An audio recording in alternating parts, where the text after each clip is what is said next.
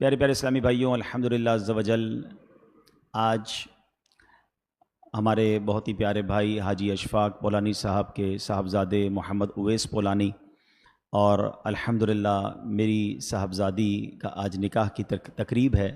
میں آنے والے تمام معزز مہمانوں کا شکریہ ادا کرتا ہوں۔ اللہ کریم آپ کا آنا ہماری خوشیوں میں مزید اضافے کا باعث بنائے۔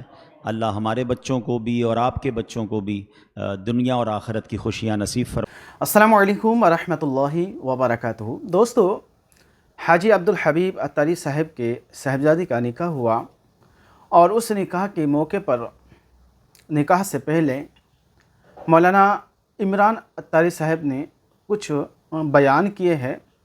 چلیے اس بیان کو پہلے سماعت کرتے ہیں۔ اللہ کی کرو رحمت ہے کہ اس نے آج یہ خوشی کا دن ہمیں دکھایا ہے اور اللہ پاک زوال نعمت سے ہمیں محفوظ فرمائے۔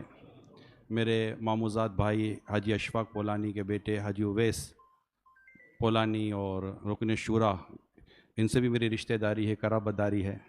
ان کی بیٹی اللہ پاک ان کا رشتہ مبارک کرے، بابرکت کرے، اور ان کے حق میں جو ہم دعائیں کریں اللہ پاک ان دعاؤں کو بھی قبول فرمائے۔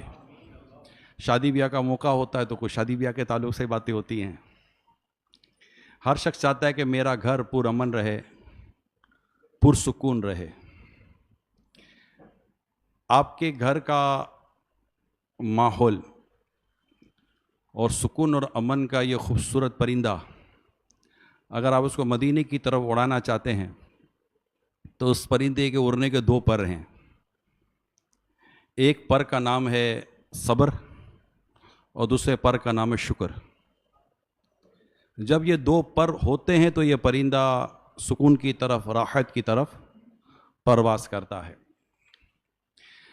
بات ہے مکہ مکرمہ کی اور وہ ہے فتح مکہ کی۔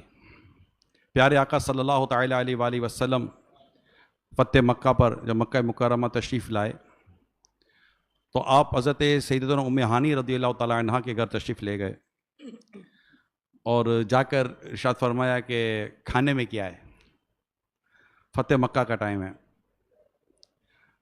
تو عرض کی یا رسول اللہ صلی اللہ علیہ وسلم، گھر میں سوکھی روٹیاں تھیں، لہٰذا مجھے حیا آئی کہ میں آپ کو سوکھی روٹی پیش کروں۔ تو نبی پاک صلی اللہ علیہ وسلم نے سوکھی روٹی لے لی اور پانی لیا اور پانی میں ان سوکھی روٹیوں کو نرم کیا۔ پھر آپ کو نمک پیش کیا گیا کہ اس میں نمک ڈال کے اس کو تھوڑا کھانے کی پوزیشن میں مزید لایا جائے۔ پھر نبی پاک صلی اللہ علیہ وسلم فرمایا کوئی سالن ہے؟ تو کہا گیا کہ سرکہ ہے۔ تو آپ صلی اللہ علیہ وسلم نے سرکہ طلب کیا، چلے سرکہ دے دیں۔ پھر سرکہ ڈالا گیا اور سرکہ ڈال کر نبی پاک صلی اللہ علیہ وسلم نے سرکے کے ساتھ روٹی تناول فرمائی، یعنی روٹی کھائی، اور پھر فرمایا کہ سرکہ کتنا اچھا سالن ہے، جس گھر میں سرکہ ہوگا وہ گھر محتاجی سے بچا رہے گا۔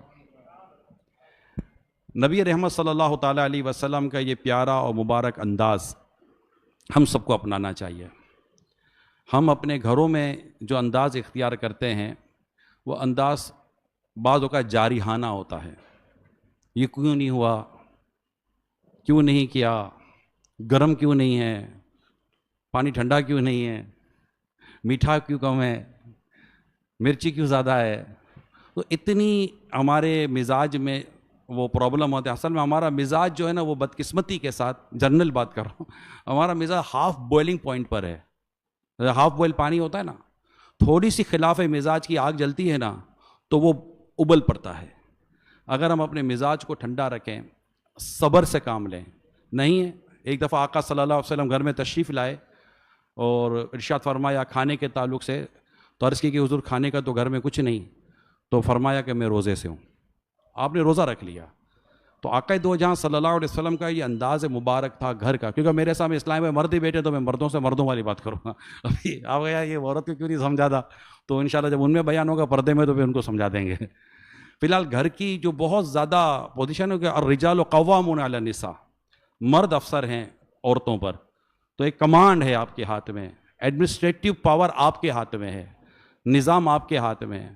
اس لیے اس میں جتنی پولائٹنس ہوگی، سافٹنس ہوگی، اور ٹالرنس ہوگی اور صبر بھی ہوگا اور شکر ہوگا کہ جو ہے چلیں اللہ کا شکر ہے کہ جو ہے اس سے زیادہ برا نہیں ہے. اس لیے کہا گیا ہے مردوں کو، شوہر کو، کہ عورت کی اچھی جو خوبی ہیں اس کی طرف توجہ کریں.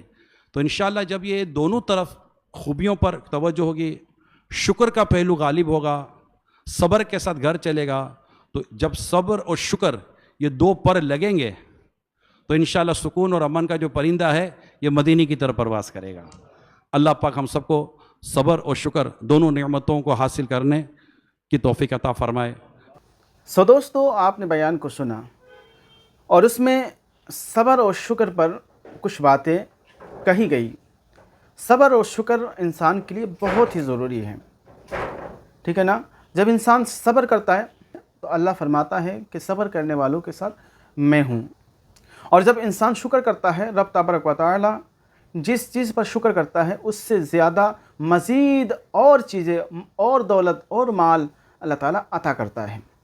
تو صبر بھی کیجئے، صبر جمیل، اور شکر بھی کیجئے، اچھے شکر. تو دوستو اس بیان کو زیادہ سے زیادہ شیئر کیجئے گا. ملتے ہیں کسی اور ویڈیو میں، تب تک اپنا خیال رکھیں. خدا حافظ. السلام علیکم ورحمۃ اللہ.